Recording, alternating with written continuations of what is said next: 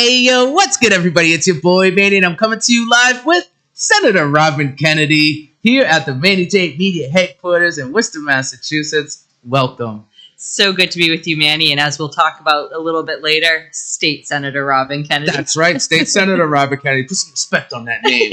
And it is St. Patrick's Day weekend, so happy St. Patrick's Day to you. Happy St. Patrick's Day to you as well. It's an exciting weekend here in Worcester. It sure is. And before we get started, I just wanted to shout out to my community clothing designers. Like, what are they called? Shout out to Jeremy Rodriguez, Inspired by Unity. You can hit him up on Facebook, Instagram at Jeremy Rodriguez or at Inspired by Unity. And shout out to Abby Cotto for the Heartwear, MHD, Say Their Heart.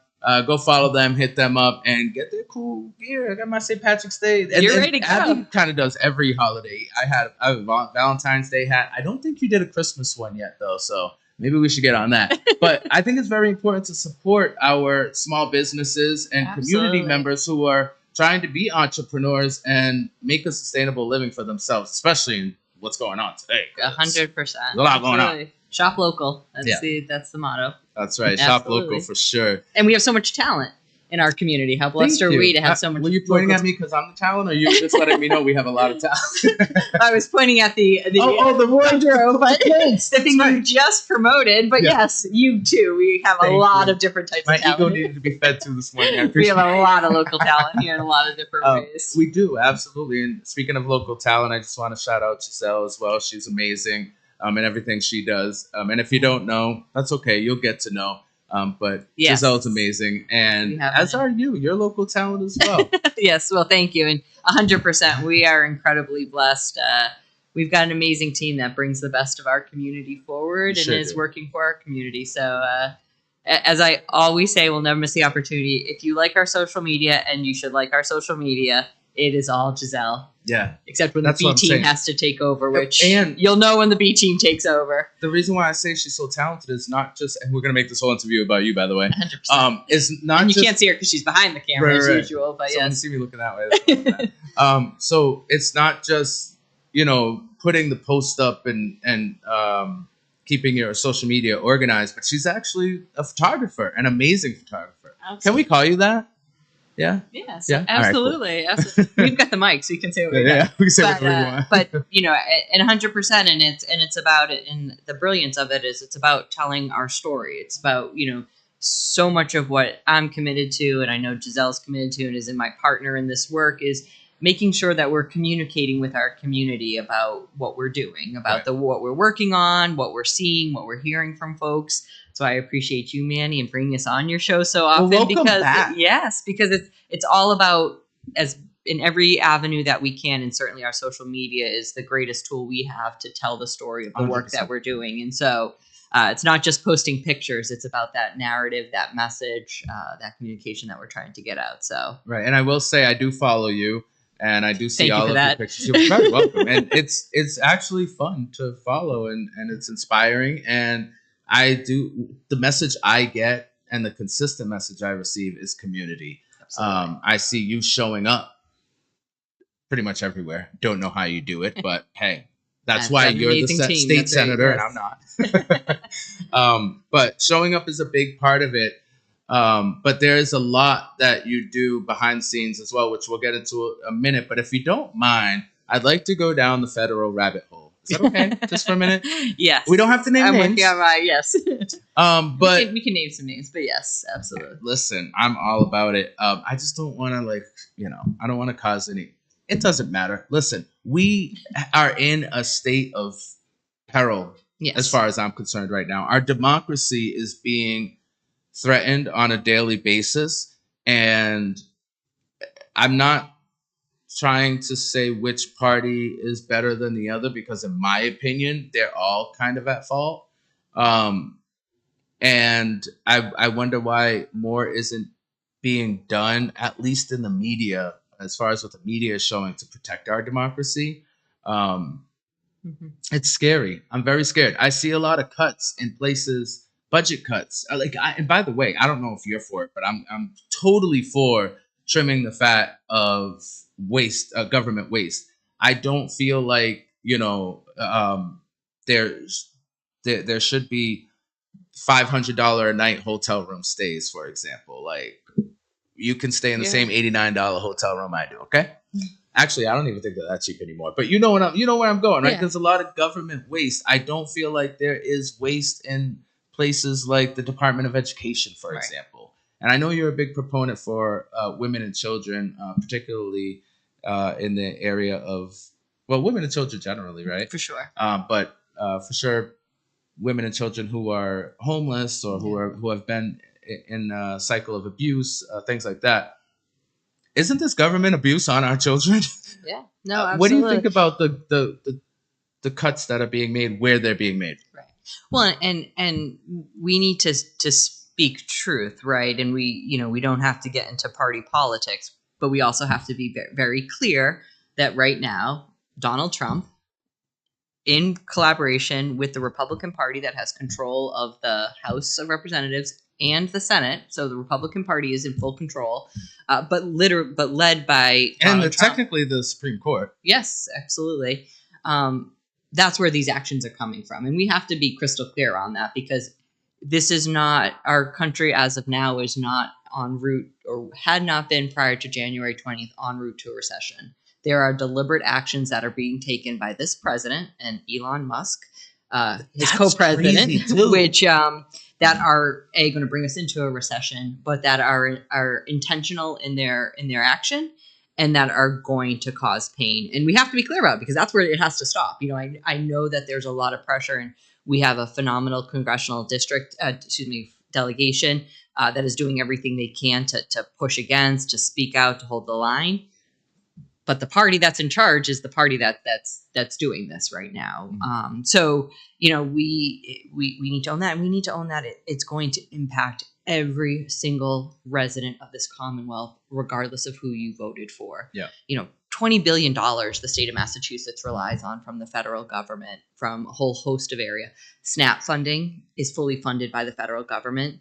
Medicaid, 72% of Medicaid funding to Massachusetts is funded by the federal government. Wow. Those are not gaps that we're able to fill here in the state. That's a huge So number. if they decide that they're going to, across the board, make significant cuts to those programs, we will try everything we can in Massachusetts. We will do the best we can to supplement some of that funding, but we're not going to be able to replace them. So if you rely on those programs, for example, you're not going to be able to do so going forward. We just won't be able to replace that.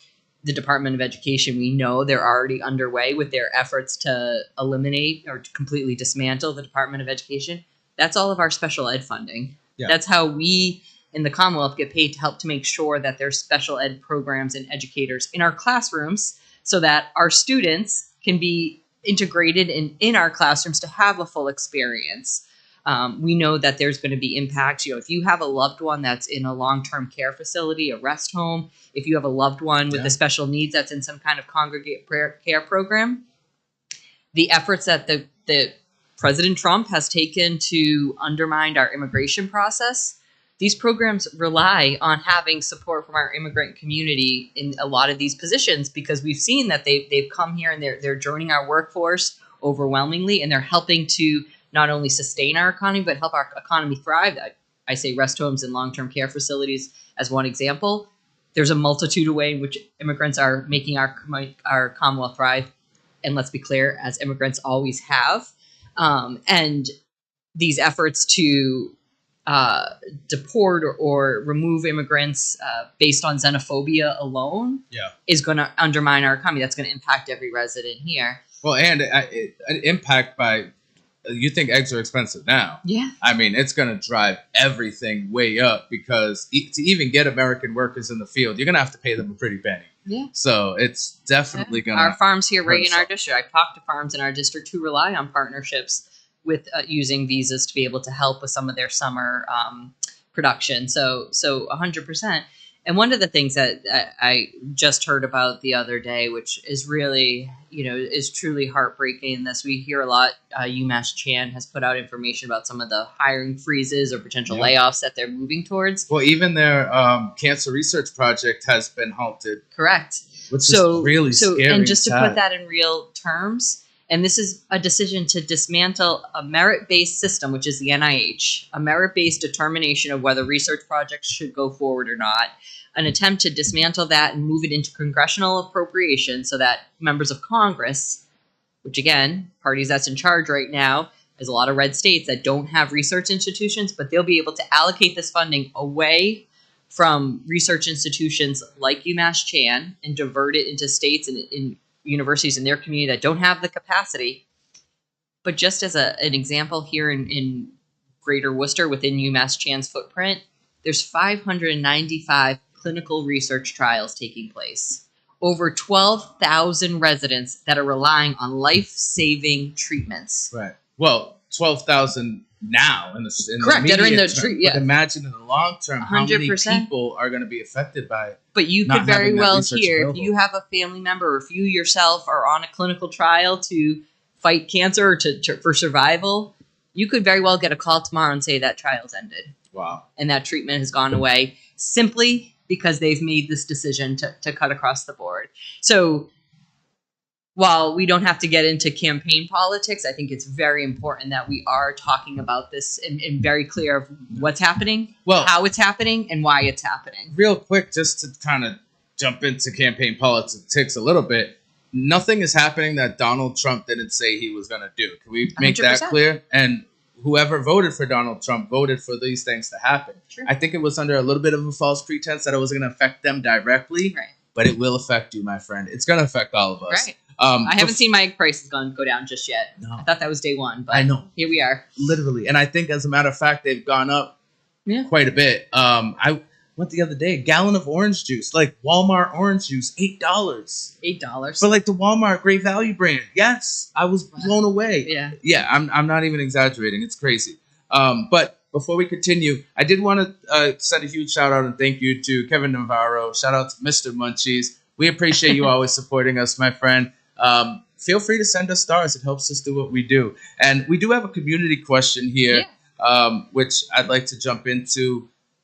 Your thoughts on a national movement to stop this nonsense. What are we doing? What are you doing as a senator, right? How are you using your effect on your colleagues to maybe have more empathy in the things that you feel and that you know should be? Yeah. So, and as we went back to the introduction and clarified state senator, because it's an important distinction of my work is at the state level. Okay. You know, we have two senators here in Massachusetts, Senator Warren, two U.S. senators, Senator Warren and Senator Markey, who are fighting the fight at the federal level. And they're working within the congressional, they're working within Congress and certainly with our congressional district to help push back, to vote against, to hold up, to do whatever they can in the efforts that's happening. Right now, we're in the middle of a budget debate at the federal level around a continuing resolution that's going to lead to significant cuts across the board. Congress, House of Representatives passed it already. It's now in the Senate. So, you know, certainly that's, you know, the efforts there. Here in Massachusetts, I think there's two things I would say. One, we have a phenomenal Attorney General, Andrea Campbell. She is amazing. We got to get her here. You got to get her here. We're working on it. Amazing.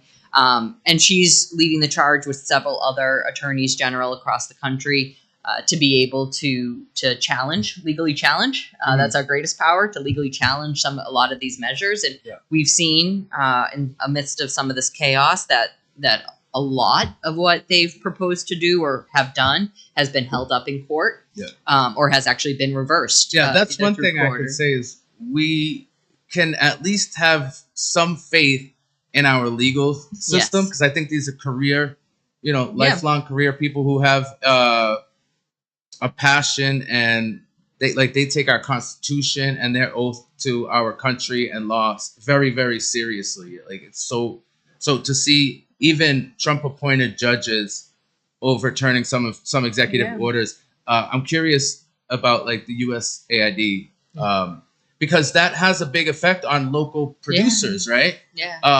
A lot of produce or other products that would normally be shipped overseas for international aid are now just kind of sitting there going to waste, which is having an effect on those farmers or organizations or company owners that rely on that federal aid to pay them to produce things to go out. Do you see that happening here in Massachusetts? Yeah, I mean, I think these cuts definitely have that impact, which again, it's so counterintuitive to the notion of we want to build a strong economy and we want to support our residents and the efforts that are underway. You know, I was just meeting with somebody who was showing me an article about a grant that was cut. I think it was $12 million that would have come to Massachusetts.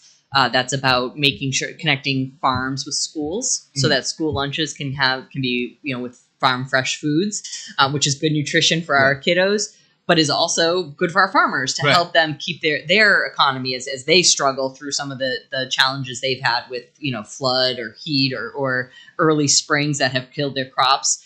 This offset and these types of programs are beneficial to our farmers and our economy as well. You know, we're going to continue to pay for school lunch. That's funded fully out of the state budget. We have a commitment to doing that. But this type of program, I don't know that we'll be able to come up with $12 million to replace that at the state level. And so this goes away. That's going to be a hit on our farmers. That's going to be a direct impact. And so there is absolutely a correlation between decisions that are happening and our local economy here and the well-being of our community here. Right. So I did want to go back to exactly what it is that you do. Because you did make a distinction that there is a difference between a state senator and a U.S. senator. And I would imagine that you do talk to each other. You know, like the state senator Markey or Warren. I'm sorry, U.S. Senator Markey or Warren would speak to the different state senators. You are state senator of the 1st Worcester District? Correct. Look at you. You got it. 2 years in. How much I used 2 years in. We're there. Yeah, we got it. See? And that means that you have a specific district, which is basically Worcester and the surrounding counties and towns. Correct. Yep. Right? Yeah. Go ahead. So I'll let you explain the job because I don't do it. So there's 40 of us, 40 senators here in Massachusetts. Really? There's 160 representatives.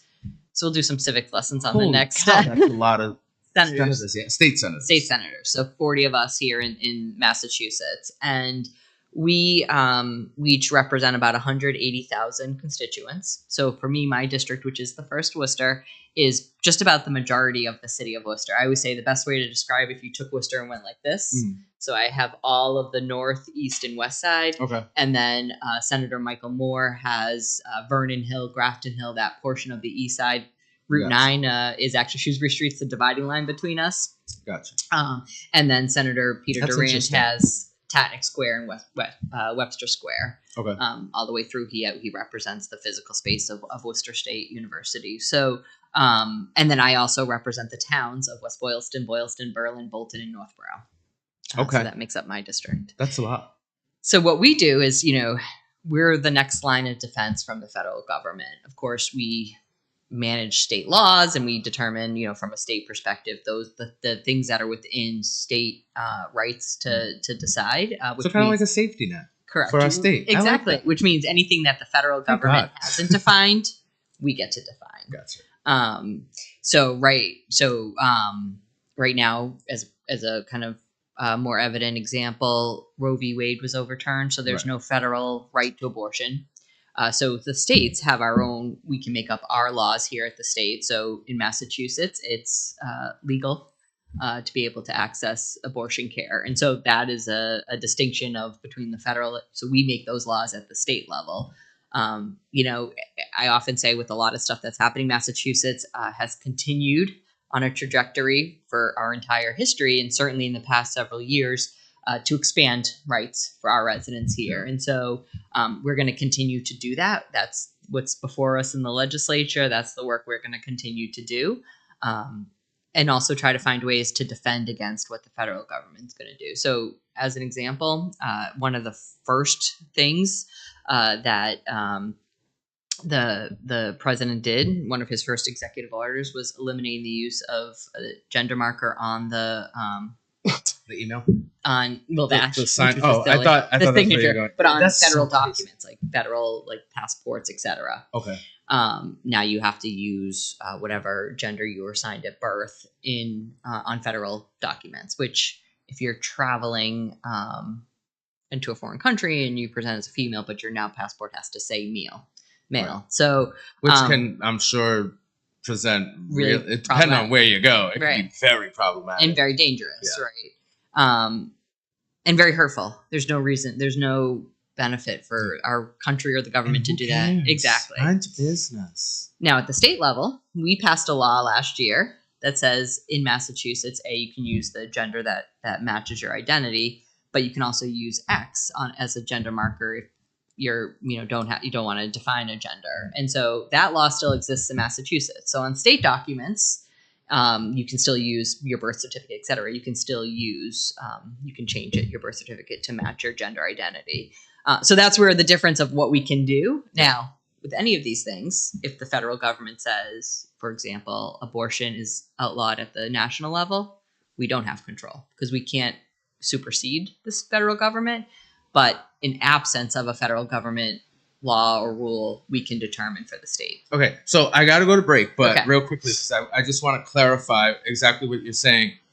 If abortion is outlawed on a national level, the state can't do anything about it. Correct. So it will be outlawed in Massachusetts. Correct. And the state can't say it's outlawed everywhere else, but we're going to keep it. Correct. Really? Federal law supersedes state law. I don't know why I thought it was the other way around. No. Truthfully, I did. I thought like the federal government is there to assist the local governments. No. But wow. Yeah. That's scary. Yeah. So far the premise has been, and the typical philosophy of the Republican Party has been states' rights. So hopefully. So if they outlaw things like DEI, like 100%. Different forms of education, for marginalized communities, for example. I can't think of the exact word, but you know where I'm going with this. That can be outlawed here. I always thought I was super safe in Massachusetts because, we're like a navy blue state. Anyway, wow, that's scary. With that being said, we need to go thank our amazing sponsors. We really, truly do appreciate you. Thank you so much to Torres Group. Thank you, 3B Auto. Thank you, Aesthetics by C. You guys are amazing. John, take it away.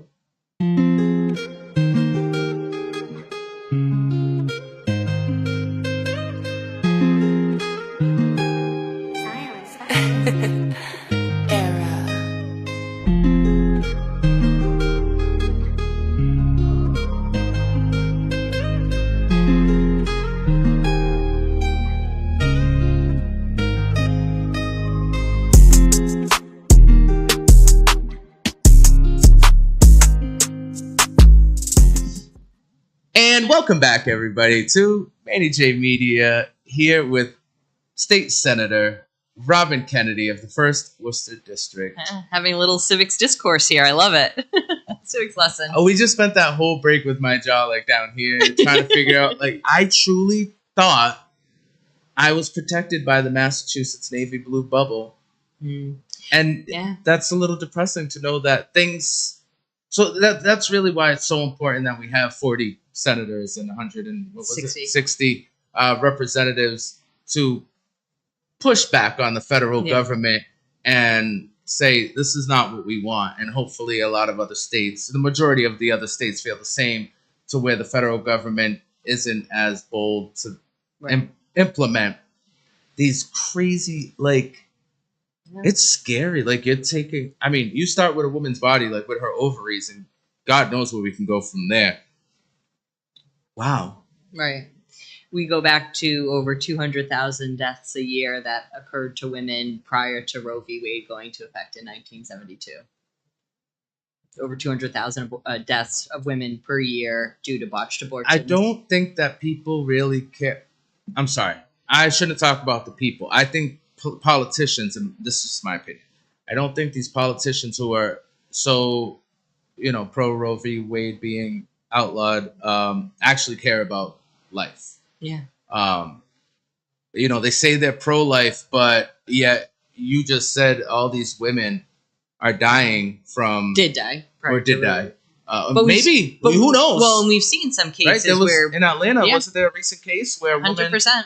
There's been multiple cases. Texas, there was another case where they literally were told to wait in their car until they got to the point of near death, that doctors could be able to provide life-saving measures.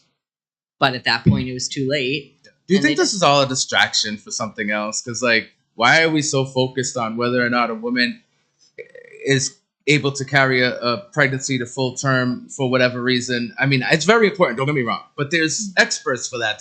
Trump is not the place where we make this decision, right? Right. Yeah, absolutely. So isn't this like, do you think this is a distraction for something way bigger than going on? Like, I see, for example, in the comments, Project 2025 was mentioned. Yeah. A lot of that is happening. We're gonna move on to the state level stuff in a second. No, and it's all related. And yeah, I think that there is an effort. I mean, that's part of control, right? That's part of an effort to, when you talk about, make America great again. At what period of time was America great? That at multiple points, and even to today, in so many different ways, with marginalized communities, that populations didn't have rights. Right. So, it wasn't until 1919 that women broadly had the right to vote. Yeah. 1965 with civil rights that women of color had the right to vote. So, when you take those things into context, it's not that long ago that we were controlled. It wasn't until the 1970s where women could have a credit card in their own name. Wow. I had no idea. So it's not a... Like, I knew women didn't have rights, but 1970s, so you can have a credit card? That's crazy. Yeah. It is not ancient history where women were, in many ways, controlled. And again, always putting into context the women of color that have been, even looking at, we talk about pay equity. That's been something efforts have been moved towards instead. Really big thing happening right now. 100%. And it's still disparities grow between white women and women of color. And so... or the gap grows between white women and women of color. So, again, it's efforts to take away the rights that have given women the opportunity to meet that equity is what the goal is to get back to where we don't have that. There is a bill in Congress right now, the SAVE Act, that one of the provisions in the bill is that your voter registration has to match your birth certificate. Now, what does that mean? What's that? The name on for your voter registration has to match your birth certificate. Okay. So what that could mean, I think the messaging and the direct targeted attack is if you're transgender and your name today doesn't match it. However, if you're married and you took your spouse's name, which we know overwhelmingly women take the name of their male partners. Or any person that takes the name, if it's a woman that takes the name of her wife, the last name of her wife, your name doesn't match. So the implication of this could be that women broadly could lose their right to vote because their names don't match. So there's there's definitely systemic efforts underway to undermine our rights and the rights that we have long fought for and are going to have to continue to fight for. Wow. And you are doing that fight every day. I do see you showing up in the community and I love it. Almost everywhere I go, I see you and we have a great exchange and you're there talking to people, listening to people. For pretty much every time I get a quick exchange with you, I'm like, hey, good to see you, get a hug. And then I got to get out your way because you got people who want to talk to you and you give them that time. And I think it's amazing. I think it's a very important part of your job. But I will be honest, I don't really know what you do. Like outside of coming out and hanging out with us, I don't know what you do behind your office door. I haven't really seen anything to say, hey, this is the change Robyn has made in the community. Is it really that hard to find? Am I looking in the wrong places? Can you help me figure it out? We'll definitely go back to our social media because we're definitely promoting all the things we're doing. But, I want to go back and emphasize. Maybe I should read more instead of just looking at pictures. Giselle, I love your pictures. The videos are lovely. Read the captions. I don't. And Giselle also has a very great page and I don't know what it's called. Not Just a Writer. Go follow her on Instagram too. Yes. Yeah. So yes, absolutely. No, don't. Well, you do have a Substack is the word. Email newsletter. What is that called? Substack. Thank you. What is that called? Hispanic-ish. Oh, I love that. I'm subscribed, but I don't even know what it's called. I was the third ever subscriber. Really? I love that. And you're very regular with it. You just put out a new Substack about Hispanic women. So go check that out. Where? Hispanic-ish. Hispanic-ish.com. Okay. And more importantly, check the Innerviews. More importantly is we have to elevate voices across the spectrum. So yes, Giselle, an incredible, brilliant writer. So Hispanicish.com, definitely go check it out. That's right. And I want to go back to what you said, because it's absolutely my job to be in the community or to be out at events and stuff. Yeah. But it's also my community. Right. And so I'm incredibly grateful. So it's your community first before it's your job to be there. Correct. And I'm just so grateful that I get the opportunity to get to be out with my community and elevate. And that's part of also what we're doing with social media, is highlighting and elevating the beauty of our community. And so that, for the platform that we have, using it to make sure that we're promoting the incredibly good work that's happening, the talent, as we talked about, that's happening, the new businesses, the entrepreneurs, just kind of everything that's the community groups, the organization. So to me, it may be part of my job, but it's also a blessing to me that I actually get to do this and get to be in these spaces. Awesome. So I'm getting my rest now because I know festival season's coming up. So those are the crazy long Saturdays, and it's out of usually always when it's 90 degrees. So I gotta gear up for that. But I'm looking forward to it, because that's just where we have the Worcester Caribbean Festival, where we have the Pride Festival,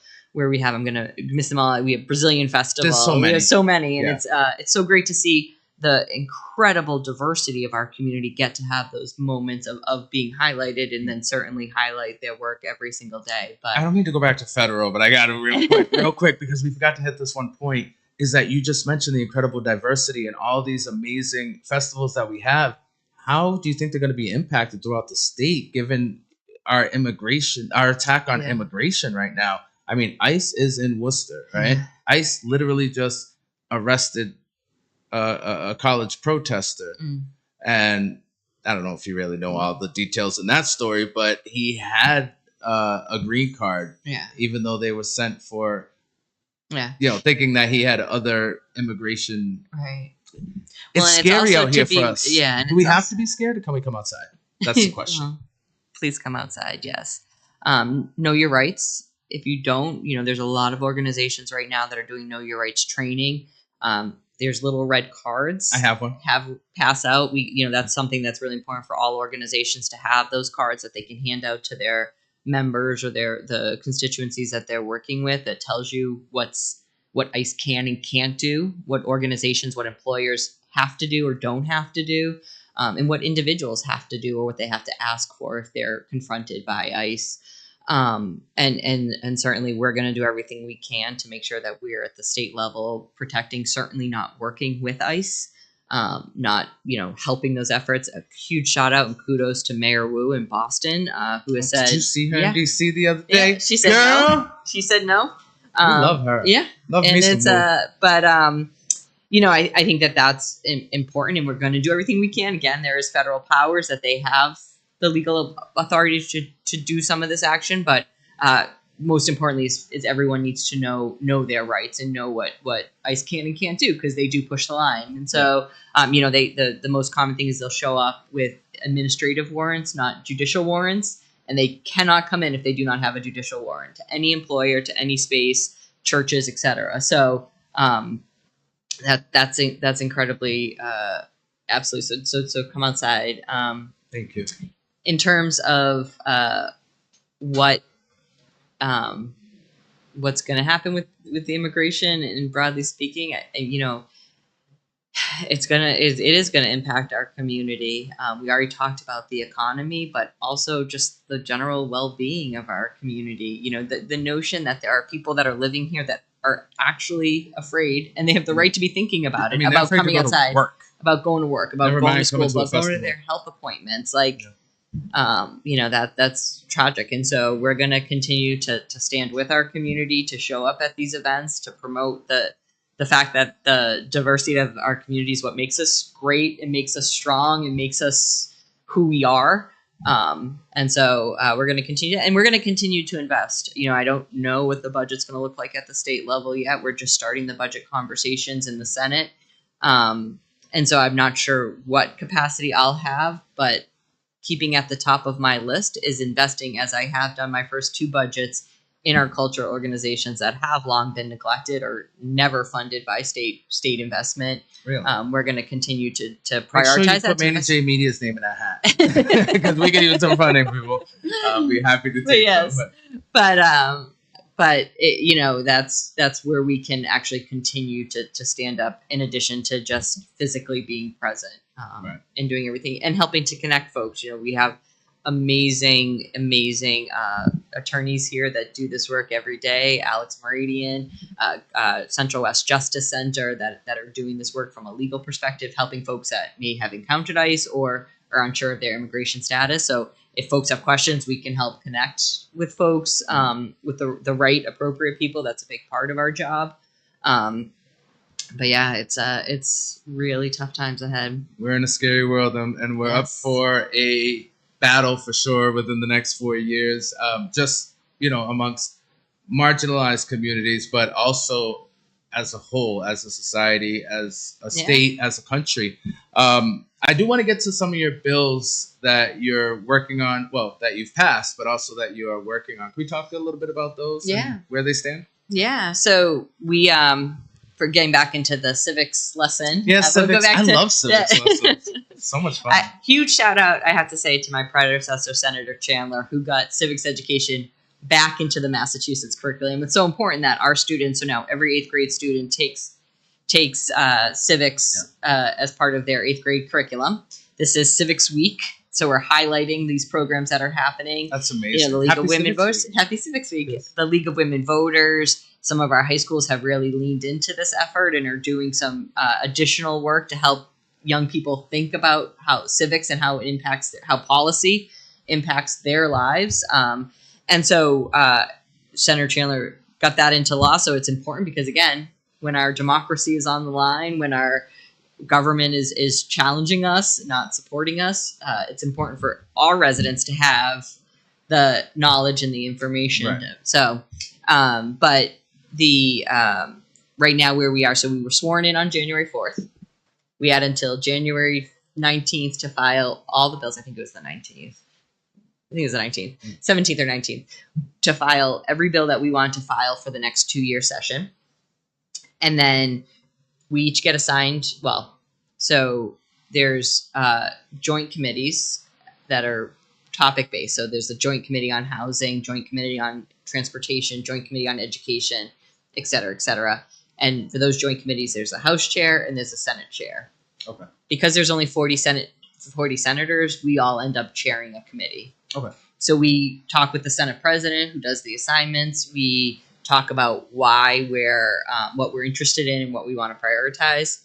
I requested last session, I asked her to keep me as chair of the Joint Committee on Children, Families, and Persons with Disabilities, as you mentioned, but certainly as my professional experience aligns with. It is something I'm not only passionate about, but that my work and experience has been focused on.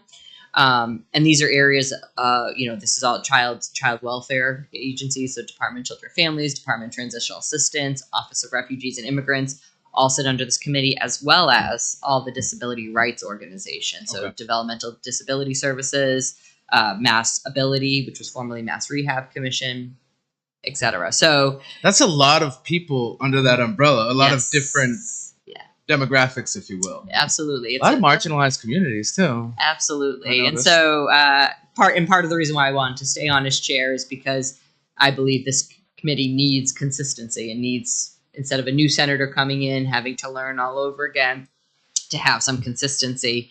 And I'm so excited because my House co-chair, which is Jay Livingstone, who's a state representative from the Boston area, has been reassigned to also be my co-chair again. So we're coming back in, knowing what we're doing, having a great partnership. Have that bond already. Exactly. So we're ready to hit the ground running. So what happens is the clerks in the House and the Senate, all the bills that all legislators filed, which is usually between around 5,000 bills, they all get assigned to a committee based on their topic area. Okay. So last year we had 176 bills that got assigned to our committee. Wow. So then we have to have a public hearing on every single bill. We have to then decide as a committee whether we're going to say that we're going to pull it out favorably, which means it can then move on to either the House or the Senate to hit the floor and get debate. We can report it unfavorably, which means it just dies altogether. Okay. Or we can send it to study, which means it still needs a lot of work and it's not quite ready for prime time yet. But so it essentially kills it. But a bill... What tables it? It tables it because... If you're familiar with Worcester politics... It tables it. It tables it, yes. But it could... and I say it doesn't kill it altogether because technically a bill could get pulled out of study. Okay. So we could say, we sent that bill to study, but we're doing another bill that's kind of similar, so let's pull that bill out of study and combine them or something to that effect. So there's more meat to have a potential to pass. Correct. Because we don't want to send bills to the floor that we know aren't going to pass. Correct. That's redundant. Correct. Exactly. So I'm learning. Civics is so fun. Yeah. See. All right. So which bills have actually been passed from last session?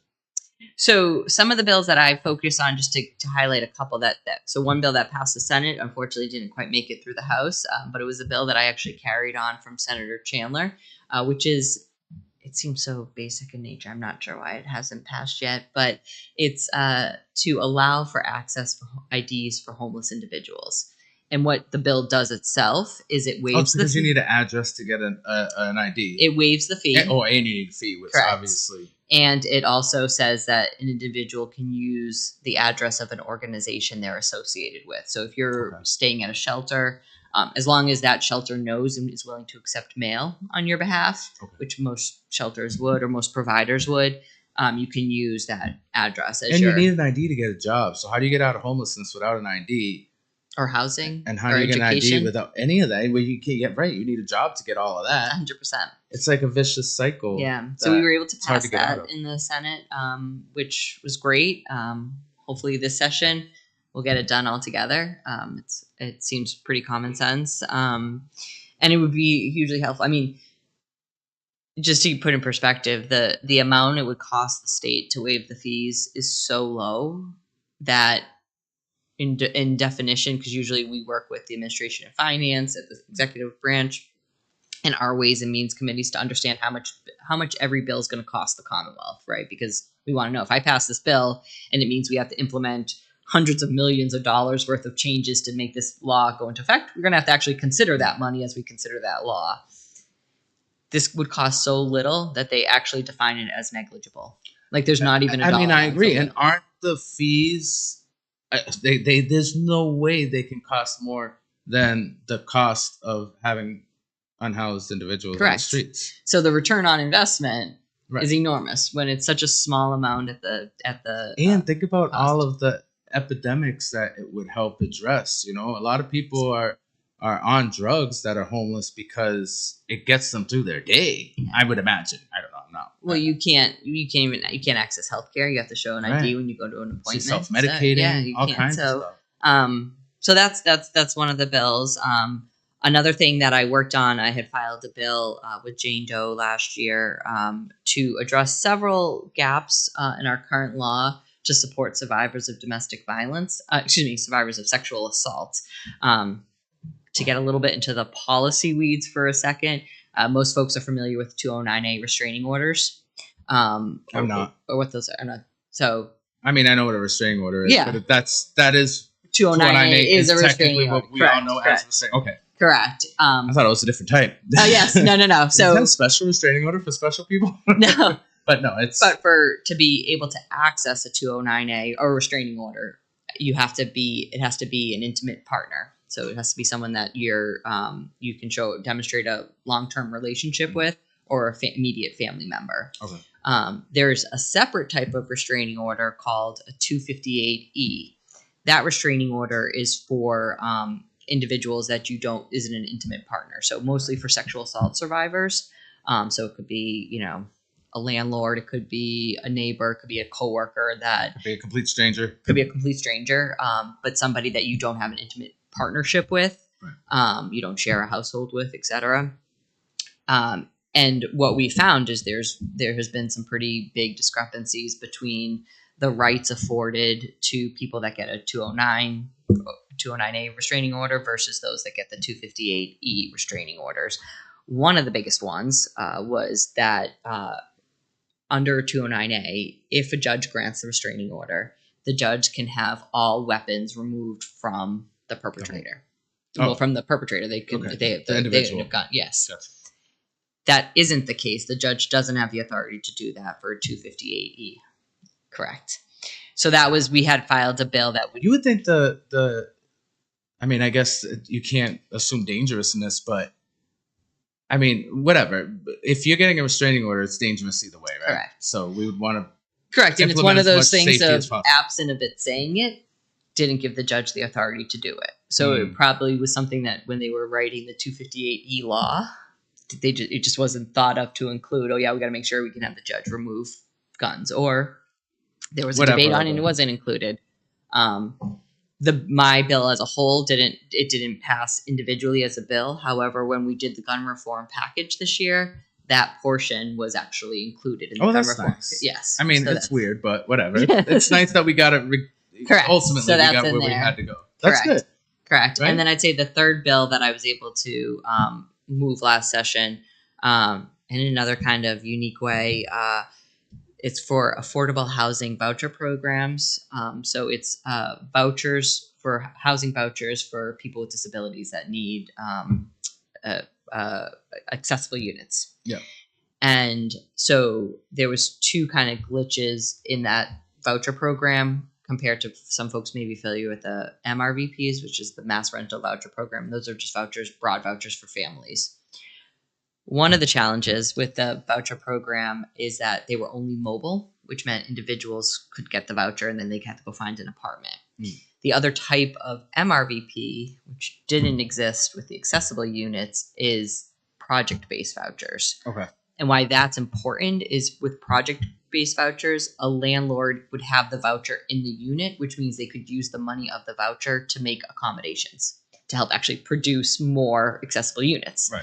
So because Worcester is not very accessible friendly. No. I mean, think of all the triple deckers we have. How are you going to get up to the third floor in a wheelchair, right? Correct. Yeah. So, and this was about increasing capacity for accessible housing. So and then the other big gap was that every year, because it took a long time to get these vouchers out and utilized, that there was often some funding left over. And so it would go back to the general fund. So I filed a bill that would rectify those two issues. The bill itself didn't pass. However, in the budget, which is a law that we passed, we actually were able to include those two provisions. So we now have project-based vouchers, and the money stays within the count carried over year to year. That's excellent. And how long is it going to take us to be able to see these changes actually being implemented? How long you've got the bill passed. That's great. But what's the next step? Well, the availability is today. The vouchers, for example. Nice. Today, a judge, if they issue a 258E restraining order, they can say if there's any weapons for the individual that's the perpetrator, who the restraining is against. If that person does have any weapons, the judge can. So as soon as the bill's passed, those usually, so a couple things. Usually they go into effect in 90 days. Okay, however, sometimes we'll actually vote for a separate clause that says that they go into effect right away as soon as they're signed. Dope. All right, and we're out of time already. Really? Yes, I know. Time flies. I hate it. Wow. This always helps us. But we said, how are we going to talk for an hour? And here we are. I always do that to myself. I get all worked up and like, what are we going to talk about? And the next thing you know, John's like, let's go, guys. We gotta go. Funny. Which thank you so much, John. I appreciate you so much. All of your work you do back there on our website, on our social media. You're amazing. I appreciate you. Last question that I have for you. Well, there's two last questions. One, how can people get in touch with you? How can they support you? And how can they find out more about these bills you passed and being able to take advantage of the rights and freedoms that are afforded? So we've mentioned a couple times, but definitely check out our social media, which is RobynKennedy.com is our website, and is also our tag at Instagram, Facebook. And we don't use Twitter because Twitter is garbage, or X, or whatever they call it. We have a profile because for perpetuity and continuity, but we don't use it. So get off of X. Yes, 100%. It's do garbage. Not support Musk. Absolutely not. It's garbage. But what am I missing for our Instagram and Facebook? Our typical social website. In our website. Yep. So, which is where our blog is. Thank you, Giselle, who's helping us here. But there's so definitely through the website, if you have a constituent issue that you're looking for help with, or you want to have us attend an event, or you're looking for a citation to honor someone in your community or in your organization, you can do all of that through our website. You can also reach out to us through Instagram. We'll engage with folks that way too. So and you are very responsive. Try, yes. Yeah, I mean, I know you have a lot of people to get through, but you are responsive. You get to people the best you can. I mean, maybe I'm special. I don't know, but you get back to me. Yes. So I would assume that across the board, you do try to get back to your constituents as best you can. And then lastly, I know we got to go, but if we just do like 30 seconds, John, please, because I forgot to ask this question. He's like, come on, he's like over it. He's like, what can we look forward to seeing in the most immediate through this session? Are there any new bills that you're proposing that we can support? Yeah. So, one of my major focus this year, again, I talked a lot about the committee. That's where most of my work is because of my committee chair role. My other big priority is education. And so we know there was a huge deficit this year in the Worcester school budget, but also there's been deficiencies in our regional school funding and our rural schools. We have a lot of work to do to make sure that every student has state-of-the-art quality education.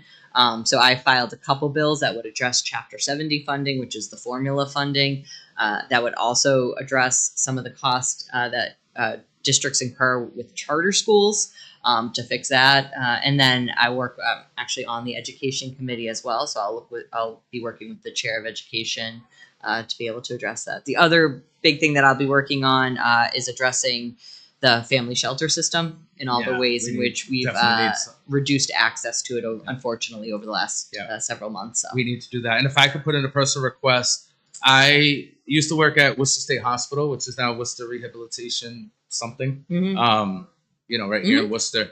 And I worked there for a couple years. When I drive through Worcester, a lot of the people who are unhoused are old patients. Yeah. I also know that when I worked there, they closed down 12 other state hospitals. Yeah. If we're going to address our homeless epidemic, I think that we need to take a real good look at that and understand that these are people, and there are many more just like them who have come from living in structured environments, who have come from, having a lot of services brought to them because their mental capacity, for whatever reason. Yeah. I think it's cruel what we're doing to a lot of our people who are suffering from mental afflictions. Absolutely. And we can get into the weeds on the next show, but I will say, put plug to that, and this is the problem, is that we move towards deinstitutionalization, which is the right way to go, but we did it on the promise of community-based services without having implemented adequate community-based services first. So we moved folks out of the institutional care without actually having adequate places to go. So yes, we'll get more into the weeds on that on the next show. On the next show, yes. This is going to be a series. We are going to be here quarterly. We already have our date set, so keep an eye out for that. Thank you so much again, Giselle. She's amazing. Yes, and I just took a look down, and I see Wanda in there, and we're coming for lunch. We will come by. Right. I promise good cooking. We're coming. And to all the women out there, happy Women's History Month. We appreciate everything that you've done for us. Without you, we wouldn't be here, right? Amen. I mean, it is what it is. Amen. And those are facts. Yes. and on that note, I'd like to thank you so much for joining me once again. I look forward to our next interview. In about 3 months' time, we'll post it. Don't worry, you'll see. You will not let me forget about it. So I definitely won't. Yeah. Every time I see her in the community, when are you coming on again? Robyn Kennedy, everybody, thank you so much for joining me. Thank you so much for watching. And this has been your boy Manny of Manny J Media, community delivered. We'll see you real soon. Peace.